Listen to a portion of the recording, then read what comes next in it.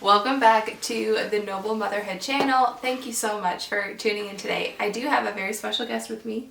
My husband Ben is with us today to offer some practical wisdom, encouragement, experience of a husband's perspective for walking through postpartum with me, his wife.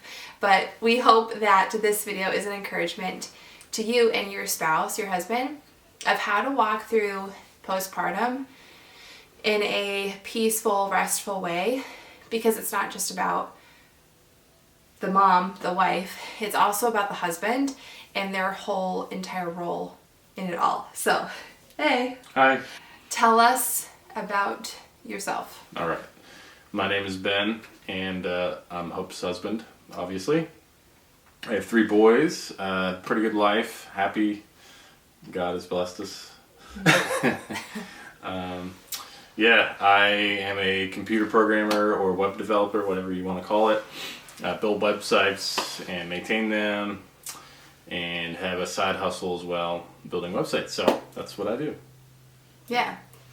Cool. So for today's video, you will very rarely see a husband jump on and share his personal experience with the postpartum journey. Process. Yes.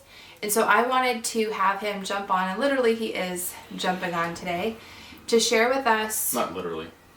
Not jumping. It could be. We have a trampoline. He's lightened my load in so many ways through his jokes, so I appreciate that. I tend to be a more serious person. You're welcome. And he's the one who lightens my heart. All right, so can you tell us what our first postpartum was like when we had our first son? It was, I was thinking about this earlier, a lot of emotions, excitement being one. We were scared. We had a miscarriage before then, so we were a little bit worried about how things would go. So there's relief there, knowing that it was great. Obviously it was hard for her to go into labor. That was the hardest of the 3, I think, for you. Would you agree? Mm-hmm. As far as, I think it was like a 8-hour, 9-hour. Oh, more so. Yeah, because I was induced at 42 weeks. So, yeah. 12-hour. Yeah, 12-hour labor. Like I said, relief, because, everything went as well as it could in the hospital. And Jed was a cute, beautiful little boy. We're very excited to have him with us. Obviously, there's no sleep in the first couple months, but with Jed, more so. I think not knowing how to soothe him was really, really hard. We had no idea what we were doing. And first-time parents, you don't know what you're doing. Yeah, but you figure it out. And we do have friends and family that have kids. I have, 5 siblings who all had children before me. We had a little bit of background, people to help us. But at the end of the day, you have to walk through it, and you don't know what you don't know. So it is challenging. Mm-hmm. What do you think that your thoughts on what that first postpartum was like compared with the other 2 boys? The other 2. Well, I sort of alluded to it. You and I struggled a lot. Yeah. Well, marriage obviously plays a huge part in how your postpartum goes. And then when you're first married, you have to figure other things out too, so it makes it harder. Mm-hmm. It's a double whammy because you're figuring out how to be married. Then remind me of the timeline. You know how bad I am with dates. How soon did we have Jed after we got married? Pretty soon, right? A year and 2 months. Okay. Later. But we like I said, you'd been pregnant before then, so we had some challenges there. So we hadn't been married that long before you got pregnant for the first time. In other words. Yeah. So therefore, you're still trying to figure out how to be married successfully, and being challenged at that while trying to figure out how to now be a parent and do a great job there. Mm-hmm. So the second one, Nehemiah, a lot easier because you have, more or less the first part of that figured out, the marriage part. Not really, still learning that, but kind of finding a rhythm. Mm-hmm. Even if you have some unhealthy patterns, you're still sort of stable in your marriage. And then the third one, so much easier. And again, it has so much to do with the underlying circumstances of your household, how your marriage is going, how your daily rhythms are going, if you're healthy, physically, spiritually. Those all play a part. So I think we were progressively healthier holistically with each child. And so it seemed easier. But you couple that with the fact that we're learning more and more, and you get all the credit. You read a lot of books, did a lot of videos, talked to a lot of people, including midwives, and did your research. Basically, all that to say that you knew how to put them to sleep better, you knew how to feed them better, you knew how to regulate their sleep better. So that just made everything so much easier. So for me, selfishly, I got to enjoy the benefits of that with the second two. Being able to sleep better because they were sleeping better and so on. Yeah, and I would say, like, by the third time, when you have multiple children, by the third time, it doesn't shake your world anymore. Right. Whereas I think going from 0 to 1 shook me to my core, and therefore that did have after effects in our marriage. Right. And I had no idea how to communicate what I needed, how you could serve me. And instead I kind of just pulled my, what is the saying, like, pulled my bootstraps Pulled yourself up by your bootstraps? Pulled myself up. You can pull your bootstraps up too. I don't get either phrase. He always corrects. I say things very odd. She says normal things in a very abnormal way. And then he corrects me. It makes it it normal. Well, let them be the judge. They heard it first. So I definitely 100% know that with our first son, I felt like I had to be super mom and was very impatient in the healing process of my physical body. And so that prolonged my healing by months. And if I was able to communicate with him better with what I needed, which honestly, I say a lot of times that when mom is in the tip of the iceberg hormonally, we often lose the capability of being able to communicate what we need because we're on survival mode with our baby. So I think one of the number one tips I have for husbands is like the ability to see your wife's needs before she has the ability to communicate them. And I think that with our second son and our third son, my husband did exceedingly above and beyond seeing my needs before I was kind of at the point of explosion, like emotionally, because I was so overwhelmed with sleep deprivation and, hormones are going crazy. He wasn't able to see that with our first son because it's the first time we experienced that before. Right. And so that caused a lot of friction. And I think from a husband's standpoint, like if you're able to see your wife's needs and meet those needs, when she communicates them, or maybe if she can't verbalize them, just being sensitive. Well, I think it's a compounding issue because you're not able to communicate. I'm not being communicated with, so I get more frustrated. And the more frustrated I get, the worse I treat you, and therefore the worse you react.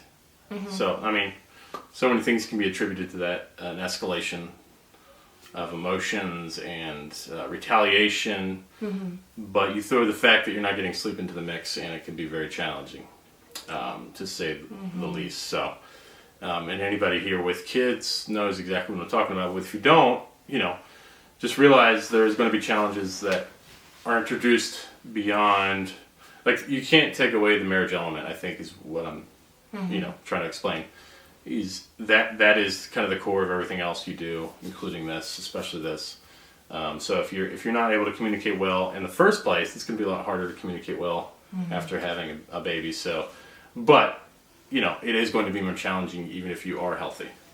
Even if you're so quote unquote perfect marriage, it's still going to be challenging. Yeah, you're going to find out very quickly it's not a perfect marriage because this is going to expose any area that you have that's not already. Sort of, dealt with relationally, it's going to be exposed that much more. So, which I think that's the benefit of having children, is that you walk into marriage thinking we could go on a rabbit trail, but really quick, marriage sanctifies you, but then you have children. All right. And children sanctify you 10 times more than your marriage does.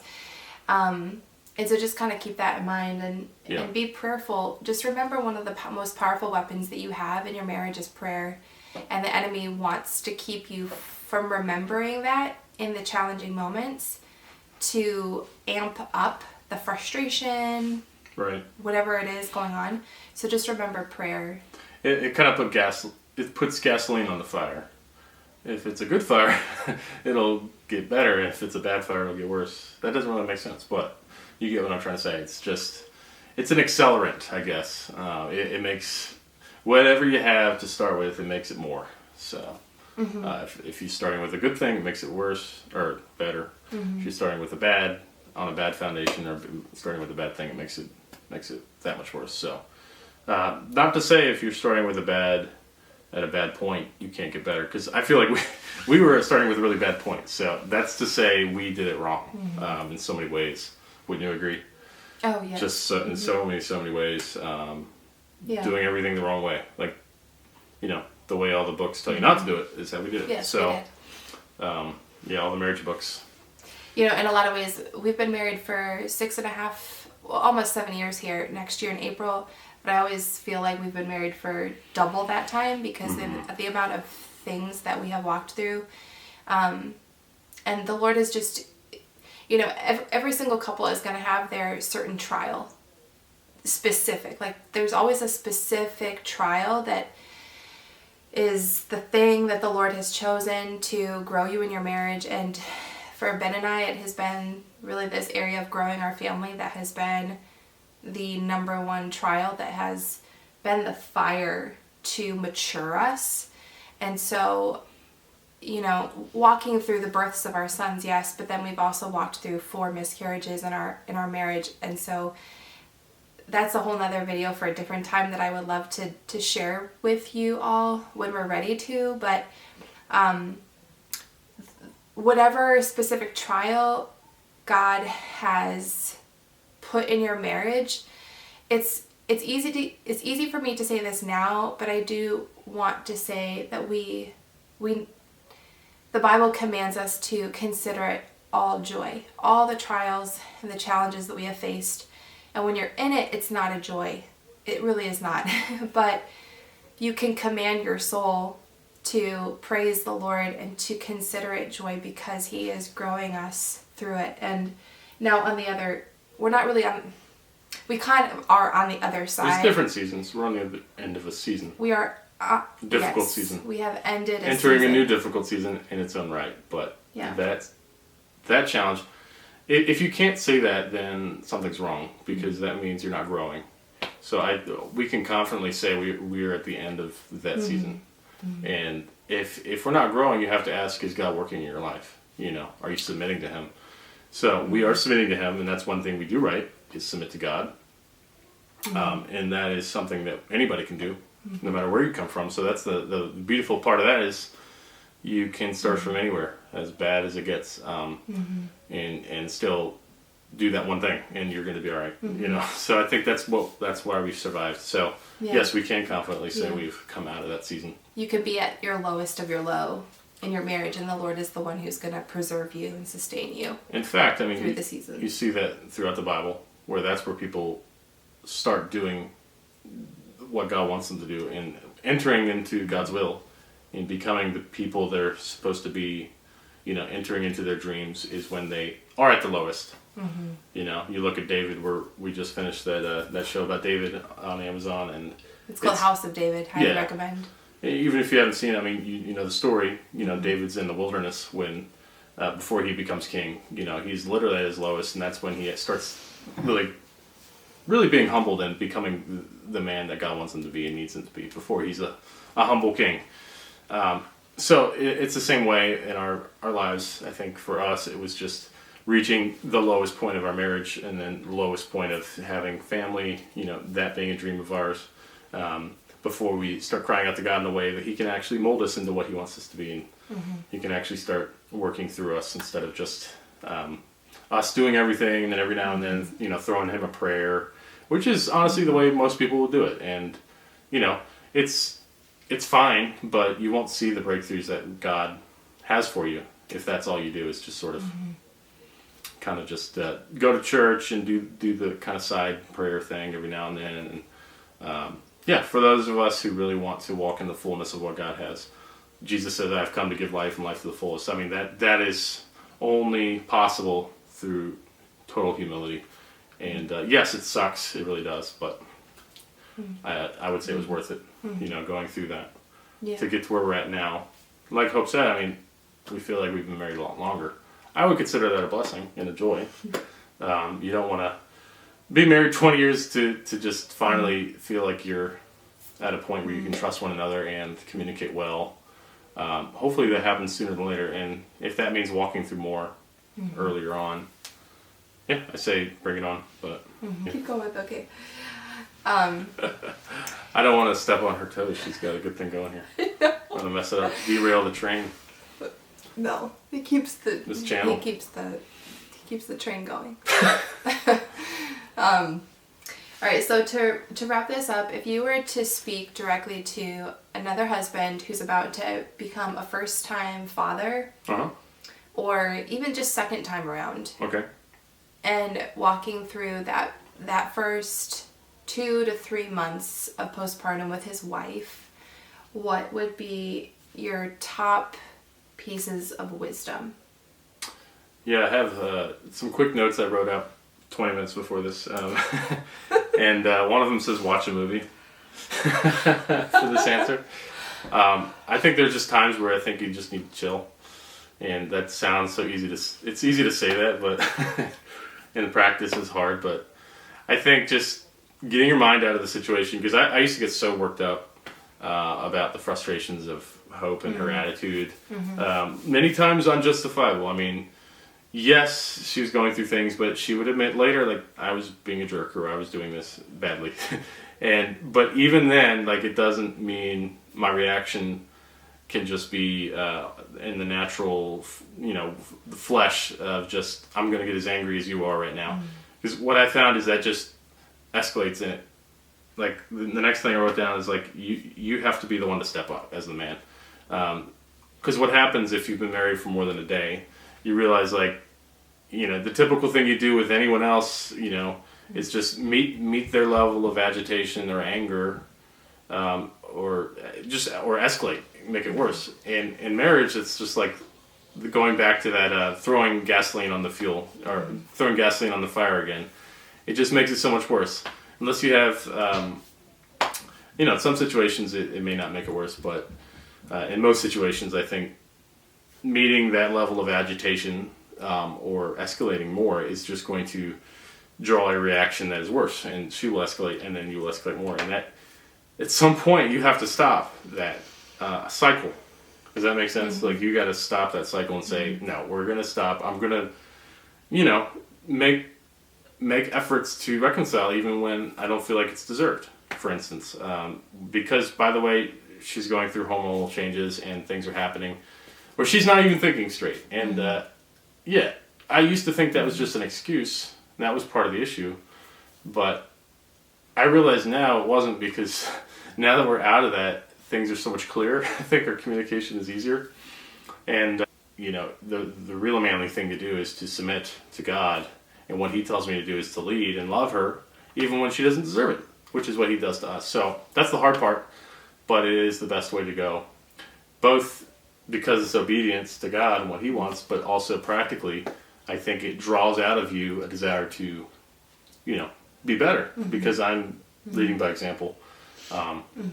So, I think just chilling out, leading by example, just stepping up, realizing that, things will happen to you from her. She will treat you a certain way sometimes, which is rude. It is hurtful. And those feelings are justified and warranted that you have, the anger, all those things. But what do you do with that? That's the question. Be angry and do not sin is something the Bible tells us to do. What does that mean? Well, it's acknowledging there are times where you're going to get angry because it's a human reality. But what do you do with that anger? Do I just,